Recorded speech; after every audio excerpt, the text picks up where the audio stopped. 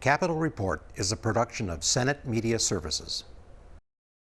This week, the chairs of the House and Senate Redistricting Committees talk about their respective approaches to setting new legislative and congressional districts, plus a closer look at a precious relic from the Civil War. Stay tuned for this week's Capitol Report.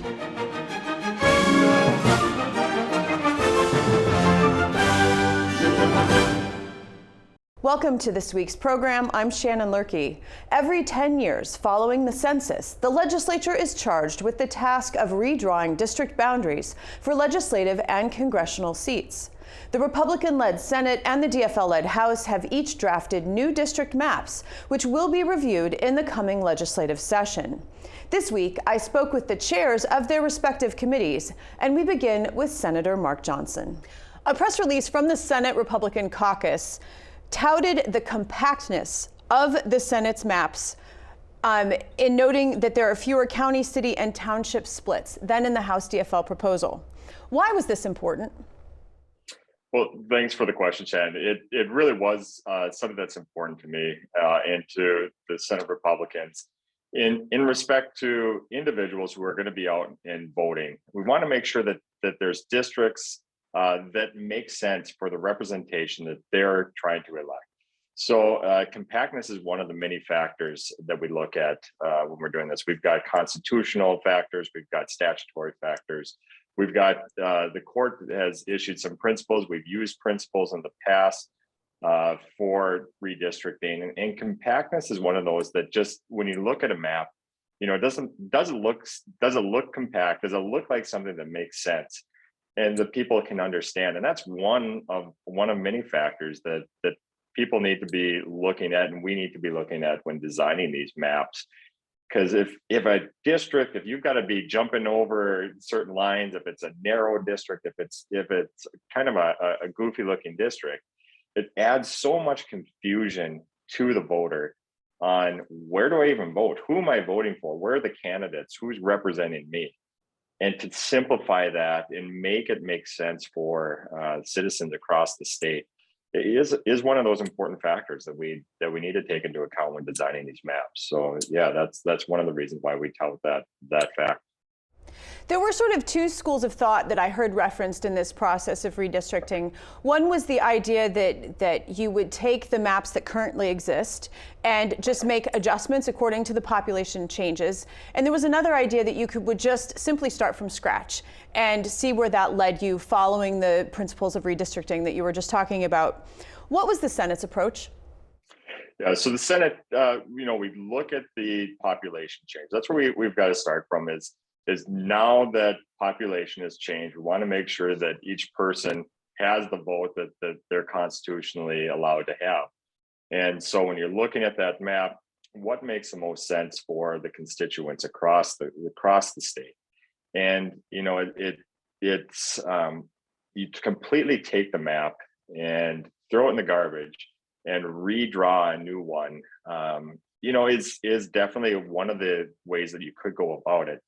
But again, by doing that, think of the confusion that a voter might have or a constituent might have if all of a sudden the districts and everything across the state change. And I think that the courts have been interested in the past of maintaining some semblance of a map that's similar. Now, there's significant changes, no matter what map, even when you try to hold to districts that are currently there. There's still the population changes and the relative change across the state doesn't make it possible to really throw the map or to maintain the same map. But you want to give some semblance and through the numbering, through the look of it. So we tried, to not confuse people, to make sure that the maps were consistent with all the principles of the court, the Voting Rights Act, the whole works. There's so many constraints to it that that's really one aspect that we didn't want to just throw the old map out and start new. We wanted something to base it off.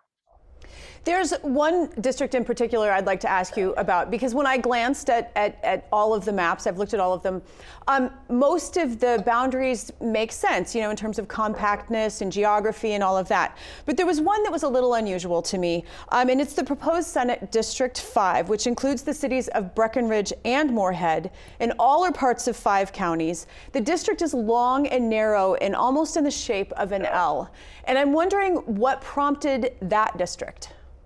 Yeah, what we wanted to do was take Italy and then just flip it the other way. It's a mirror image. So that's no, it really, so if you look at the map and you look at that, you say, well, that doesn't make much sense. Why are we doing it that way? But when you get in and you start to understand the communities, it does make a lot of sense. So we've got the Red River Valley that goes south there, and then we've got Minnesota River Valley that goes a little bit east on that point as well. Very similar economies around agriculture, sugar beets, there's a lot of wheat production and corn.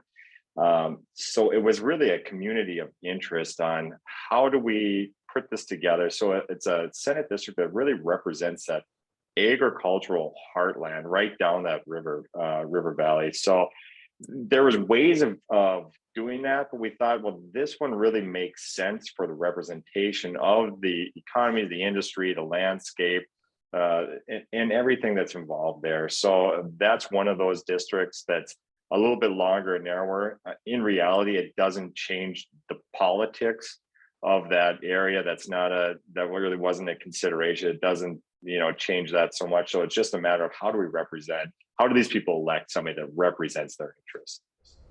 Now, the next job is going to be for the Senate and the House to pass their respective maps and then reach an agreement. But when it comes to the congressional map, it is starkly different. To me, it looks like the Senate's version basically takes what we're used to with some adjustments, whereas the House DFL proposed congressional map has the 8th district all across the northern part, the 7th is the western part, and the 1st district is kind of the southeast corner. In terms of reaching an agreement, is it possible with such starkly different approaches to congressional redistricting? Yeah. So the right now, currently, I sit in Senate District 7, or I'm sorry, Congressional District 7, and so like you say, the House map really changes that up quite a bit, and we get 8 coming across, which Representative Stauber currently has now, and I don't know exactly what the rationale behind that was. Maybe if Canada invades, we'll be willing to give that up to the Canadians. I'm not sure exactly what that was for, but there is such a difference in northern Minnesota. You kind of look at that as a big block, but if you look at there's mining over in the Hibbing area, Duluth. You've got the forestry over, especially the east side of the state. But as soon as you get about halfway across the state, all of a sudden it becomes agriculture. I mean, that's the predominant industry over here is agriculture, and the interests are starkly different. So for me, the current district right now of CD7 is really an agricultural district that represents the agricultural land. So to me, that makes sense. I've had a conversation now with Representative Murphy on the other side. She's the chair of redistricting for them. And we had a really great conversation, just the two of us. I think we'd be able to probably have this debate. I know it's been a debate that's went on in years past as well. So it would be interesting to sit down and talk to her and see what the actual functioning of that is. Maybe we could figure out something that would be a good compromise there. But yeah, I mean, our maps are different, but that's the basis of negotiation. And you got that opportunity to do that. As you know, if the legislature does not come to an agreement on these maps, the courts will then make the decision. The deadline is February 15th. And there are multiple, I think as many as 5 other maps that have been submitted, including one that was put together by some data scientists using the latest mapping technology. And part of it was an effort to remove human bias. So this is a 2-part question. First, what do you think about the idea of mapping and being able to remove human bias? And second, did you use technology to help you make the Senate maps? Sure. So number one, I laugh a little bit when you say taking the bias out of map making through technology, because who designs that technology? It's humans that are doing that, and built into the systems are that bias. And whether we want to acknowledge it or not, it's there. So although they claim that it's an unbiased, data-driven map, I'm not 100% convinced, and I think the court had same skepticism too. As you can see, they very much limited the testimony that they were able to bring in, or the amicus brief that they were able to bring in on that as well. So that being said, they have every right to create a map and bring that forward and put that into the pile and say, hey, here's an idea of what an unbiased map looks like. And so we're very much willing to take that on. But as far as technology in general, think about back in the day when they started doing, maps on a regular basis. I mean, it was several people in a room with a pen and they're drawing out districts, and it's a very labor intensive map. And so you can maybe only get out a couple of maps that are proposals for maps. Nowadays, with the technology that we have, and especially this election cycle, even 2010, we had capability, but now this redistricting cycle, you can come up with infinite number of maps based on the variables that are given.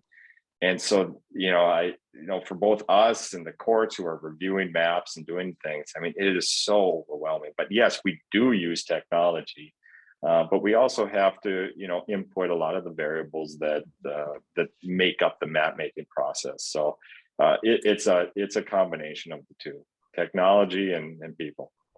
Senator Mark Johnson, it's always a pleasure to talk to you, and we will be watching excitedly how things unfold. Thank you for your time. Thank you so much. Appreciate the time.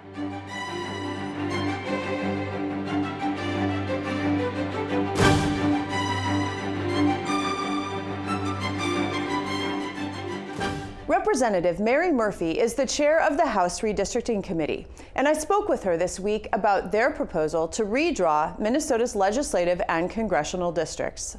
Upon release of the House Redistricting Map proposal, you called it the People's Map. What did you mean? I think the strength of our map came from the people of Minnesota.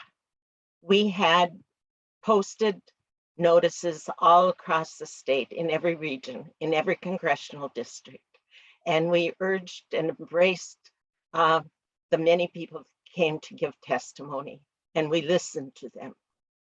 And so it is indeed the people's map, because we made many changes as we went along. This is not a one-time map. This is probably the 11th map that we tried out on ourselves and then listened again to the public testimony.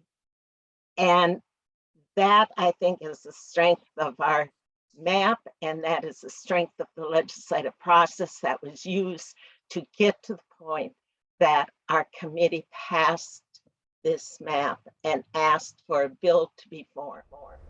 Now, your committee held, as you just said, many public meetings. You got input from people all over the state. In reviewing your plans, and I know you were trying to adhere to certain legislative principles or redistricting principles like keeping local communities together, how well did you meet those goals? I think we met those goals very well, in the sense that we made changes as they commented about their communities, like where there was no bridge at the rivers, so that a community could be contiguous, or that their economy was based on a regional economy rather than a precinct level economy kind of things. And one thing that we heard that also leads is the importance of the school district lines, and in rural Minnesota and in metropolitan Minnesota. And I don't think any redistricting or reapportionment committees in the past have based some of their districts based on school district lines and how they crossed maybe a county line even. And that was the strength of the people's voice. And that certainly is an important consideration. How would the House map do in terms of increasing ethnic representation in both the legislature and Congress? I know much of our population growth has been due to the increase in the BIPOC population. Is that enhanced in any way, or was that taken into consideration in drawing these maps? Indeed it was, and because for the first time, the census results had a much more detailed, or the numbers that we got from the census for the population showed much more, gave us much more hints than any other committee has ever received on where the growth was and where the growth will continue to be for individual communities of interest and the BIPOC interests. And especially, we always knew how important the tribes were. But we have much better information this time to detail and our map just listen to the northern tribes, especially in Minnesota, and what they wanted to be together. And I have, if I could, this is so impactful. Chairman Fairbanks from White Earth Reservation said to us, and I quote, "The committee should consider boundaries that keep these three communities intact. The Ojibwe people know that we are strong together. To separate White Earth and Red Lake and from Leech Lake does not keep our communities whole, and it dilutes our shared voice as sovereign Indigenous people." I'm so glad that you brought that up, because on your map, I noticed that if your map were to become law, Senate District 2 would include all three of those reservations in one Senate district for the first time. What would that mean for Indigenous representation? I think that would mean that they could possibly, before the next election, or before the next reapportionment, they could have a common working together on many things in their region, and they could have an elected representative who is a member of one of their nations. I'd like to ask you a question about the congressional map, because the House and the Senate versions are strikingly different. The House map has the 8th district go across the entire northern portion of the state. The southwest part is the 7th district, and the 1st district is the southeast corner that includes Rochester. What was the rationale for this change in congressional districts? The shift in populations,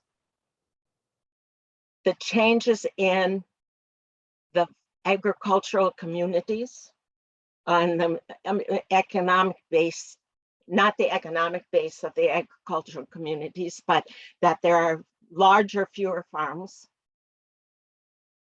And there will be in the future with the kinds of real estate kind of deals that are being made throughout the state, and the shift in population, the majority of the population being much closer to the metropolitan area. And so the northern part of the state, the 8th Congressional District, has always been reliant and economically and recreationally and a place for timber and tourism and agriculture and but specialty kind of things, peat, fishing, hunting, our way of life, the quality of life, not just for the people in the northern 8th district, but the people from all over the state. But we have the people doing many things, they're recreating, and now with the opening of technology and working from home kind of thing, even more so for the future. So why shouldn't we put all the economy and natural resources and recreational resources and the water things that we use for everyday quality living, keep that all together and out of the metro area so much, not have so much of the metro area in the districts. Look at Southwest. There's Southwest in the 7th district now where it is. There's a growing BIPOC area in there.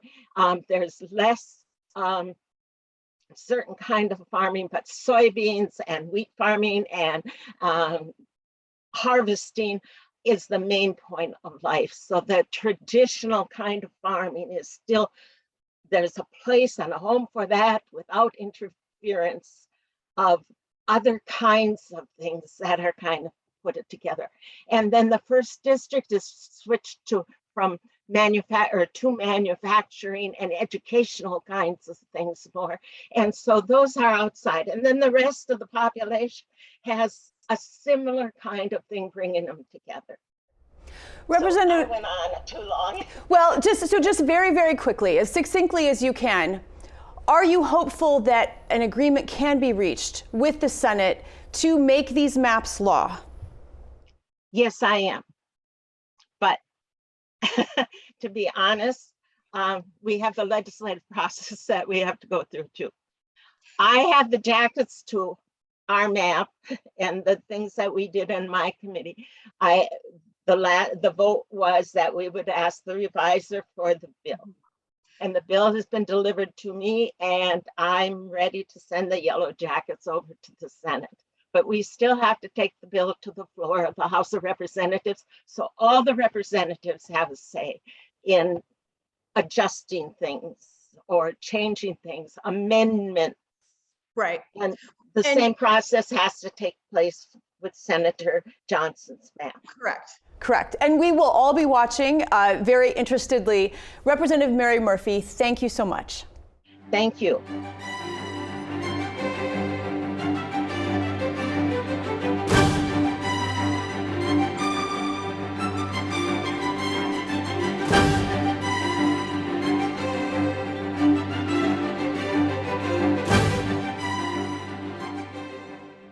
One of the most unique Civil War artifacts on display in the state capitol is a flagstaff that barely survived the Battle of Gettysburg and now symbolizes the joining of the North and the South. Historian Brian Pease explains. We're standing here outside the Capitol Rotunda next to the flagstaff from the 1st Minnesota Volunteer Infantry Regiment, which is one of the most important artifacts in Minnesota history from the Civil War. Can you talk about the significance of this flagstaff? Sure. It's once again, it's a relic of the Civil War. Men from Minnesota were carrying this flag in months before the Civil War battle took place at Gettysburg. But more importantly, it was kind of held front and center on the 2nd day when they made their famous charge down Cemetery Ridge, and on the 3rd day at Pickett's Charge. As a transplant to the state of Minnesota, I was surprised to learn how important Minnesota's regiment was in the Battle of Gettysburg. Can you talk more about that? Yes, the 2nd day of the battle, the Union line was about a mile in front of where the 1st Minnesota troops were located. And as the battle was progressing in front of them, the Union line started to crumble. Men were running through their ranks of the 1st Minnesota who were protecting a section of artillery pieces. And a general, understanding the consequence of men retreating in front of them, said, I need to plug that gap. And the 1st Minnesota was the closest group of soldiers available. So he had them fix bayonets, charge down to plug that gap in the Union line. And as they made that charge, about a 300-yard charge, they jogged the first couple hundred yards and then ran full tilt in the Confederate forces advancing. They could see they were overwhelmed, and that's exactly what happened to them. So on that 2nd day, within 15 minutes, they lost about 82% of their men. 8 of every 10 of them were killed or wounded. On that 3rd day of the Battle of Gettysburg, so we're talking about July 3rd of 1863, that's where the staff came from. Can you tell the story of the staff? As the Confederate forces were advancing up Cemetery Ridge, the color bearer, Corporal Dane, was holding the flag. He was shot through the hand, that splintered the flagstaff, the Union flagstaff, in half. He dropped the flag because of his wounds, and Henry O'Brien, who was next to him, picked up that flag, and he, having only the bottom half was already shattered, he snapped that off and threw it aside, and then he started advancing toward the advancing Confederates. Well, for our soldiers, this flag was one of the most important things you're fighting for, because the worst thing that could ever happen to a regiment is to lose your colors. And so if you see that color moving forward, you have to protect that man and that color, and that's what these men from Minnesota did. They charged after their flag, ended up hitting the 20th Virginia Infantry, that was the opposing side, and for about 10 minutes, 15 minutes, it was just a hand-to-hand slugfest, throwing, fists at each other, rocks, clubbing each other with their muskets, and so it was right in the heart of that big Pickett's charge that these 1st Minnesota men were right in the middle of that melee. And by the end of that, those men surrendered or retreated. The 20th Virginia lost their colors. So we were able to capture that color as well, the 20th Virginia flag, and that's still in the Minnesota Historical Society collections. At the conclusion of the battle, then, they had the Minnesota flag with only half of its staff, and they had the captured Virginia flag with a full staff. So who do you think decided to put these two things together, and what does it symbolize? They did have the full length of the Virginia flagstaff, and they took the bottom half of that and spliced it together with the northern flagstaff, the 1st Minnesota regimental flag. And so they put nails, and then they took a knapsack strap and tightly wound that around the splice so you could have a little bit firmer hold. And so that flagstaff with the tatters or the remnants of that 1st Minnesota national color were used until they pretty much were disbanded in 1864. So it wasn't like put in a chest and put in the wagon and carried along. They were still using that flagstaff as they were marching or moving into campaigns and battles. And do you think soldiers recognized the significance of having the staff from both the North and the South as part of their battle flag? I think so. I think you're taking a part of the Southern story and you're taking the Northern story and putting that together. And for a lot of these men, that's why they joined to fight in the Army and to fight in the Civil War, was to preserve the Union. So symbolically, what you're doing is you're taking that northern state and the southern state and joining them together with the whole idea that someday we'll have reunion again.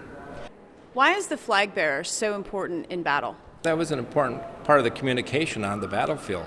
You have to remember, there's no radios, there's no communication except couriers, and a general sending a message to another colonel or another officer of a regiment in the battle by a horse and rider or a foot soldier, whatever it might be.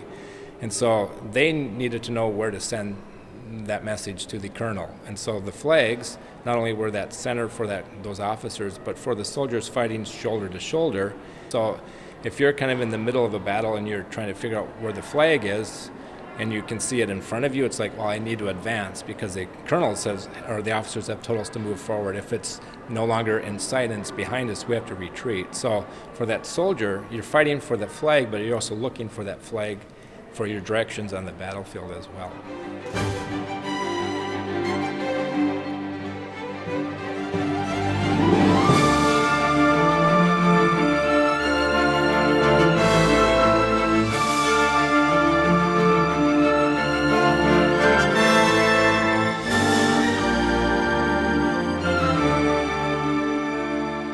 Join us again next week as we delve into more topics affecting Minnesotans. I'm Shannon Loehrke, and on behalf of all of us at Senate Media Services, thanks for watching.